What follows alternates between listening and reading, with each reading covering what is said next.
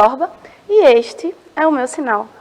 E hoje eu serei a professora de língua portuguesa de vocês do 9º ano. Como vocês estão? Espero que muito bem e prontos para mais uma aula de língua portuguesa. Como sempre, estou o quê? Muitíssimo bem acompanhado nessas aulas, né? Olha, primeiro tenho aqui, ó, Bruno, que fará a nossa tradução para Libras, o que torna nossas aulas muito mais acessíveis. Aulas essas que estão onde? Estão no nosso canal no YouTube, Educa Recife, e também no nosso aplicativo. Então, se você perdeu ao vivo, se você tiver alguma dúvida, onde vocês podem reassistir essas aulas?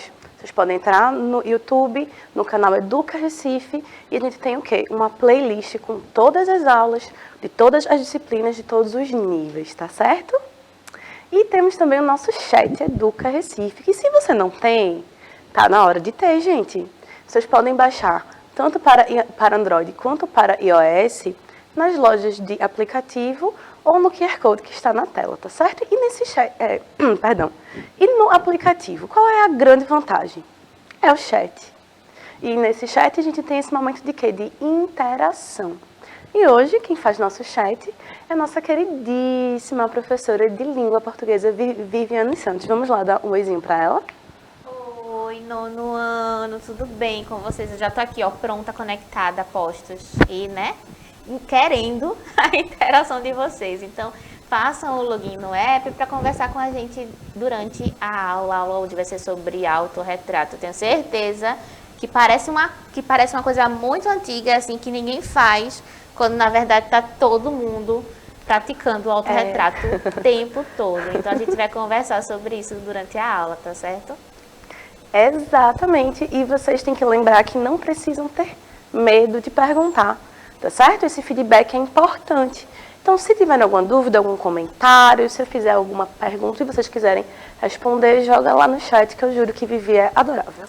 Certo? E como ela já disse, vamos hoje estudar o autorretrato. E aí, antes de tudo, respirem fundo, se conectem no chat e se organizem, não é isso? Então, vamos lá. Vou pedir para a gente colocar essa imagem no fundo, na tela cheia, e eu queria que vocês observassem, certo? E eu pergunto para vocês, a gente tem aqui uma pintura e a gente tem aqui uma foto. Mas vocês perceberam alguma semelhança entre essas imagens? Ó, vou voltar e aí a gente observa. Olha, ambas, elas são o quê? Elas se configuram como registros individuais de si. O que isso quer dizer, Camille, nessa frase tão complicada? Isso quer dizer que tanto o autorretrato quanto a selfie, que é esse movimento, né, de tirar foto de si, elas são o quê? São exemplos de uma expressão individual dos autores. É aquele momento em que eles produzem a imagem deles mesmos. E quando a gente produz uma imagem nossa, a gente acaba tendo o quê? Um controle dessa imagem. A gente pode controlar como a gente vai ser visto, né? Isso é bastante interessante. E aí eu pergunto, vocês sabem o que é autorretrato? Que é justamente o caso dessa pintura de Van Gogh, que é um dos seus inúmeros autorretratos. Salvo engano, Van Gogh tem, acho que 39 autorretratos. E aí a gente vai discutir um pouquinho isso, tá certo? Então, o que é o autorretrato? O autorretrato é uma forma antiga de representação imagética. Aí vocês, o que é isso, Camille? Representação imagética. A representação da imagem, né? Presente já no Antigo Egito. Claro que a gente não tem tantos registros disso, por quê? Porque são vestígios históricos de muitos e muitos e muitos e muitos anos atrás. E às vezes não se conseguiu preservar os materiais, né? Então, ou seja, desde o Antigo Egito, muitos dos antigos mestres, assim como artistas modernos, reproduziram sua própria imagem em uma variedade de mídias por diversos motivos, sejam eles artísticos, comerciais ou de autopromoção. Aí vocês podem estar confusos de por que a gente está vendo autorretrato se estávamos vendo descrição. Aí eu pergunto, o autorretrato não seria talvez até uma descrição de si, só que em outro suporte, em outra mídia, através de uma outra arte? Quero que vocês reflitam sobre isso, certo? Continuando, ó, a realização do autorretrato pode ser compreendida como um ato de afirmação da própria existência do artista. Todo autorretrato envolve também uma série de escolhas, pelas quais o artista define quais são os elementos valorizados nessa materialização de si na arte. Quais cores, formas, gestos, expressões, dimensões e outros elementos são os melhores para cada representação. Então, a gente pode sempre pensar no autorretrato como exatamente essa autorrepresentação, a representação de si na arte. Não é? Quando a gente fala em autorretrato como essa expressão de si, é importante relembrar que assim, houveram autorretratos na Grécia, em Roma, Egito. Mas quando a gente tem um período da Idade Média, há esse apagamento do artista. Então, a arte ela acaba sendo quase que anônima porque você não tem essa valorização do artista. Quando voltamos ao Renascimento, é que a gente tem esse renascimento também da individualidade do artista. Dele assinar sua obra, dele colocar-se como produtor daquela obra. E aí o autorretrato, ele acaba também afirmando essa existência.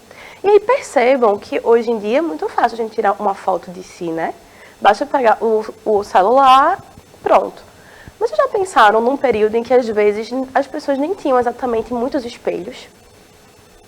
Imagina como deve ser tentar se representar quando você não se vê o tempo inteiro.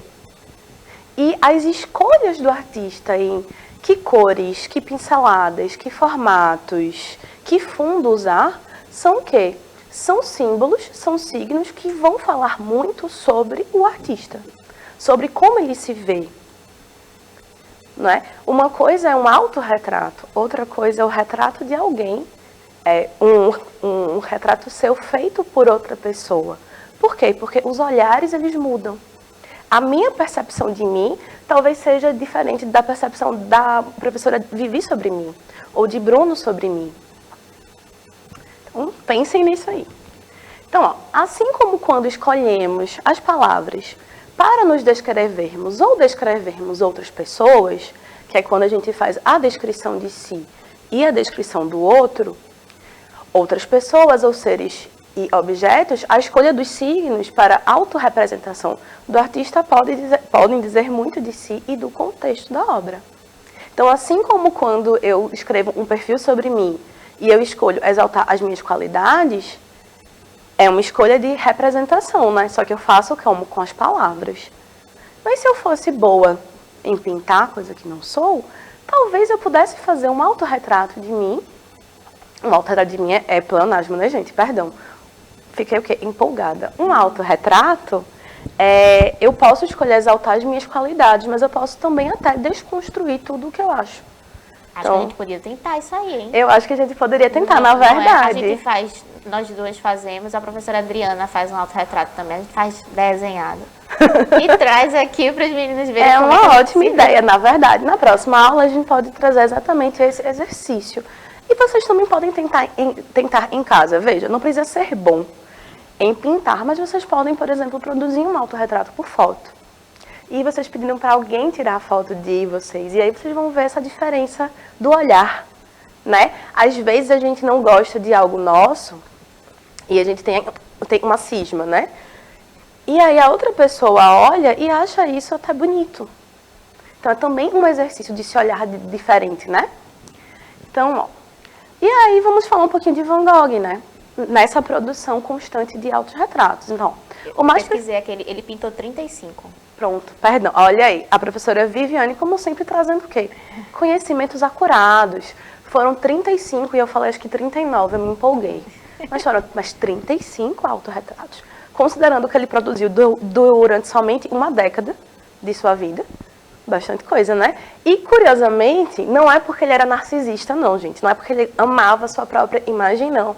É porque ele precisava experimentar técnicas e ele não podia contratar modelos para pousar para ele e os modelos não queriam fazer de graça. Então, a solução que ele teve foi de se pintar para testar as suas técnicas. Veja só, né? Curioso. Então, Van Gogh produziu uma série de autorretratos que fazem parte de seus estudos da figura humana na pintura. Esses retratos trazem suas marcas principais. Então, nessas produções, a gente já tem o quê? Já tem uma grande quantidade, já tem uma marca, a marca do artista evidenciada. Então, ó, a gente tem o quê? Pinceladas carregadas, cores vibrantes e uma carga emocional na composição. Então, todas essas características estão presentes em obras com outros temas, mas nestes retratos estão sintetizadas em sua face. Então, ó, eu trouxe aqui 2 autorretratos, o que a gente já viu no começo da aula, e um outro para você ver como ele vai sempre, inclusive ele muda a pose, ele vai mudar o fundo, mas a gente consegue perceber o quê? As suas pinceladas características, a ligeira difusão das formas, uma questão até de movimento mais orgânico, e em especial no autorretrato mais próximo de Bruno, a gente pode ver, por exemplo, uma paleta de cores muito semelhante à Noite Estrelada, que é uma das mais importantes obras dele. Então a gente tem o quê? Ó? Um padrão muito semelhante da pincelada, uma paleta de cores com muitos amarelos e azuis, a parte ruiva dele, né, que é bastante destacada, e essa ideia do movimento. Se a gente observar as roupas, a roupa principalmente desse quadro que está perto de Bruno, ele dá uma ideia de movimento semelhante ao que a gente pode ver no céu, né? Claro que eu sou completamente leiga em arte, gente. É só uma impressão interpretativa mesmo. Professora Vilma, a professora Dini. Pois é, deveriam estar aqui para dar uma análise mais técnica, né? Mas assim, são pontos que a gente consegue observar, não é? E aí, eu na verdade trago aqui, porque os autorretratos de Van Gogh que a gente viu, eles são explícitos, eles são obviamente o artista, são uma pintura do próprio artista. Mas nem sempre os autorretratos são tão óbvios assim. E aí eu vou até fazer um desafio para vocês que talvez assim, né? Vamos tentar. Mas, ó, em um dos mais famosos, importantes e prestigiados quadros do período renascentista, que é a Escola de Atenas, do pintor Rafaelo, ele se pinta. E aí eu queria que vocês tentassem ver onde é que ele está, que claramente vai ser impossível, porque a foto não está muito acurada. Mas veja, essa é a Escola de Atenas, que simboliza, assim, né, lendo sobre a obra, disse que exatamente essa exaltação ao pensamento racional. Por quê? Porque ele traz no quadro, além da tríade de filósofos gregos, né, respeitadíssimos, Platão, Sócrates e Aristóteles, ele vai trazer outros filósofos e outros produtores de conhecimento. Então a gente tem Pitágoras, por exemplo, a gente tem Epicuro, que foram filósofos. E não só isso, ele também insere, se eu não me engano, Alexandre o Grande, que foi um grande imperador, conquistador e tal. E aí, ele está aí nesse quadro. E veja a ousadia dele de se colocar nessa escola, nesse palco de produção de conhecimento e saber. E vamos ver direitinho as partes, ó. Estamos perante de um dos afrescos localizados na saleta da Stasa della Segnatura, claro que no italiano não existe, que serviam de representação para as diferentes formas de conhecimento. Aqui o foco está na Escola de Atenas, mais conhecida como Academia de Platão, um dos pontos altos da vida intelectual da Grécia Antiga. Trata-se, assim, de uma homenagem à filosofia que revela a influência e a revalorização do pensamento clássico em vigor durante um período. Então, por quê? O que quer dizer essa revalorização do pensamento clássico? O pensamento clássico é aquele produzido no período grego e romano clássico, né? Pré-Idade Média. Então, aqui a gente tem um período que é conhecido como um renascimento cultural. Por quê? Porque via-se a Idade Média como um período das luzes, da escuridão. Como se todo o conhecimento deixasse de ter sido produzido na Idade Média, que somente a religião tenha sido o foco. O que a gente sabe hoje que não é muito verdade. Houve diversas produções no período da Idade Média, visto que isso durou 1000 anos. Houve também uma série de descobertas, de avanços científicos, médicos e tal, mas localizado ali, naquele período específico da Itália, via-se essa retomada ao conhecimento clássico, que era antropocentrista, ou seja, que colocava a figura do homem racional como a medida do mundo, algo como esse renascimento das ideias, da cultura e da arte. Por quê? Porque, em contraponto, a Idade Média era teocêntrica, então o Deus seria a medida daquela, de tudo, enquanto que no Renascimento a gente tem essa troca, né? E aí, por isso eles chamam de Renascimento e essa volta ao pensamento clássico, que era esse pensamento grego e romano que valorizava o homem, antropocentrista. Joia, gente, eu espero que vocês que eu não tenha, né, confundindo vocês. Professora Vivi, como estamos aí no chat? Alguma manifestação? Estamos tentando conectar aqui. Mas tá incrível. Eu particularmente gosto muito de autorretratos. Eu acho que é como você se vê, e é claro que essa visão ela não é exata e nem sempre muito justa, né? Como você estava falando.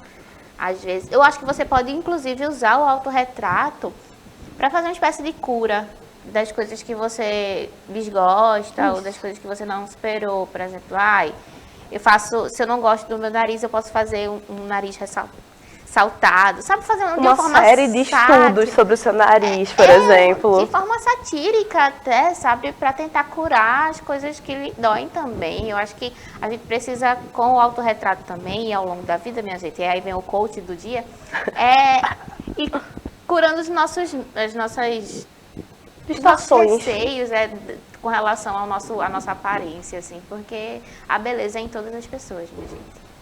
É verdade. Mas a gente pode pensar nisso, porque quando a gente se pinta ou se fotografa, a gente se obriga a se olhar. A gente bota o nosso olhar em cima de nós mesmos. E aí isso às vezes é bastante terapêutico, inclusive. Então, se vocês talvez se incomodam com alguma coisa, quem nunca, né, gente? Principalmente nessa fase cruel que é a adolescência. Então, por que vocês podem tentar se representar?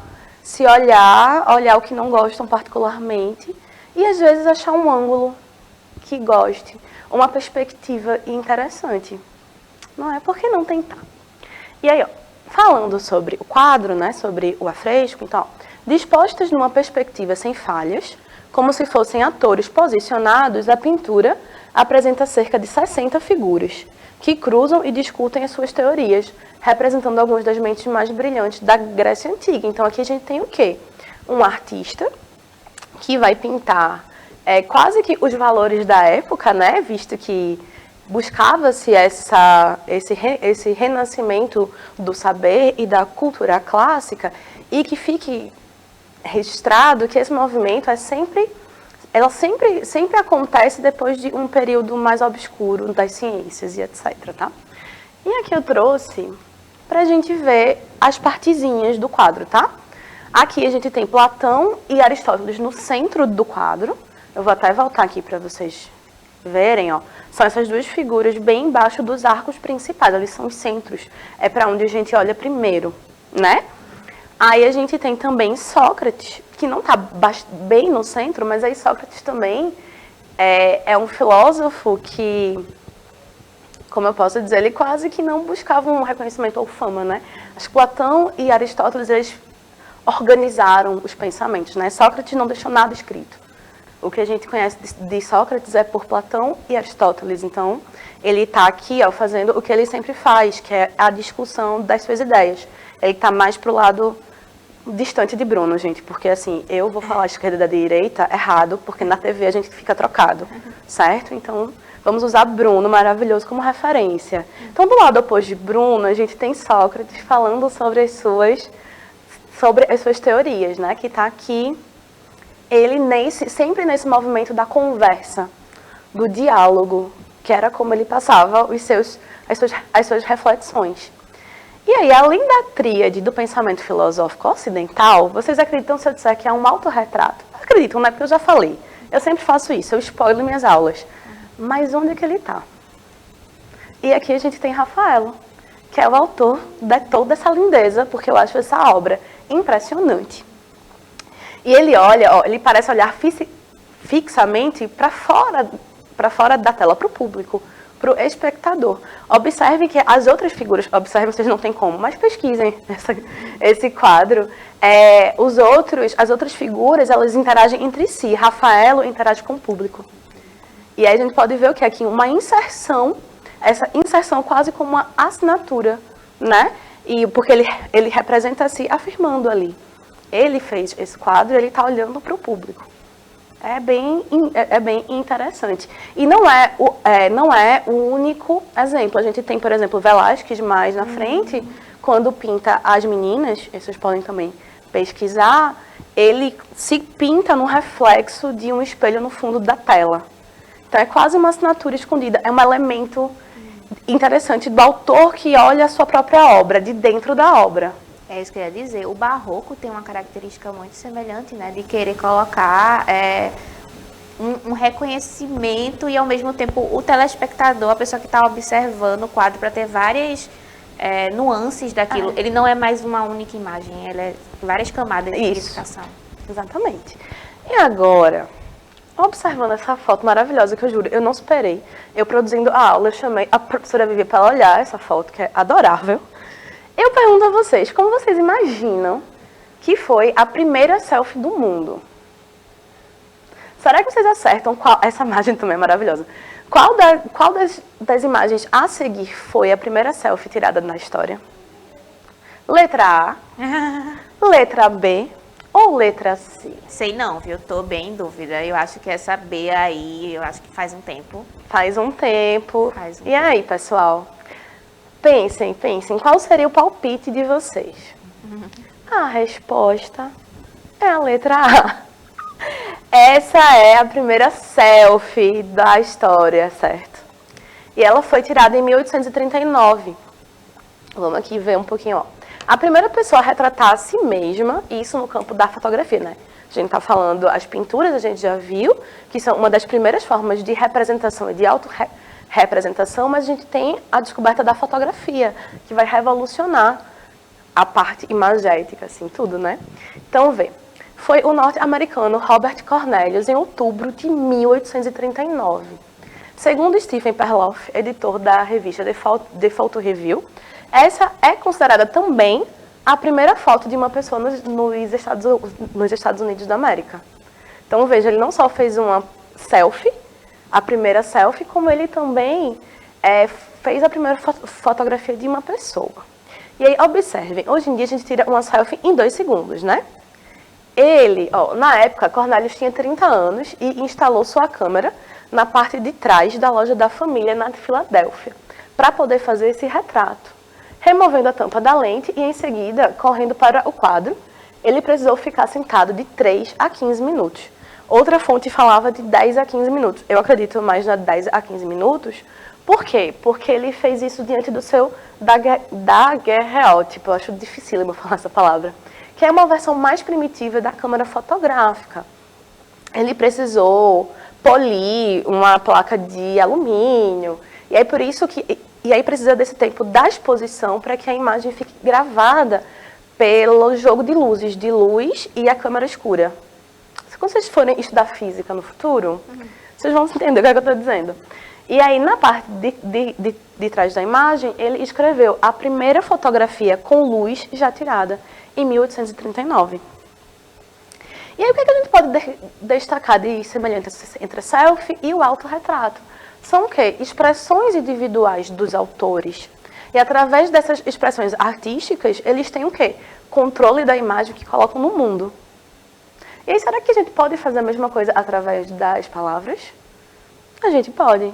Por quê? Através das descrições que fazemos de nós mesmos e que, portanto, são controladas por nós, podemos criar uma imagem nossa para o outro, quando descrevemos nossas características físicas e psicológicas, usadas em vários gêneros textuais, como o perfil, que será o gênero que vamos trabalhar na próxima aula.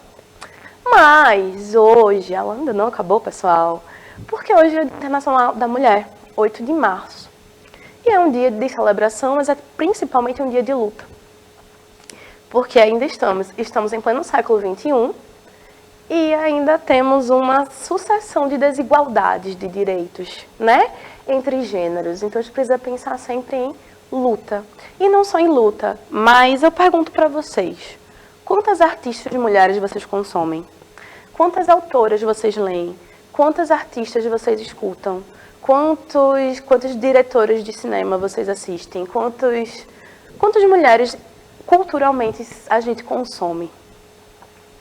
E aí vocês podem dizer, mas o que é que isso tem a ver? O que é que tem a ver é que através desses produtos culturais, né, literatura, cinema, música, a gente pode ir ampliando as nossas sensibilidades. E a gente precisa entender e valorizar a visão feminina do mundo, né? Visto que somos maioria populacional, mas minoria em direitos sociais. Então é bom a gente ficar o quê? Pensando nisso.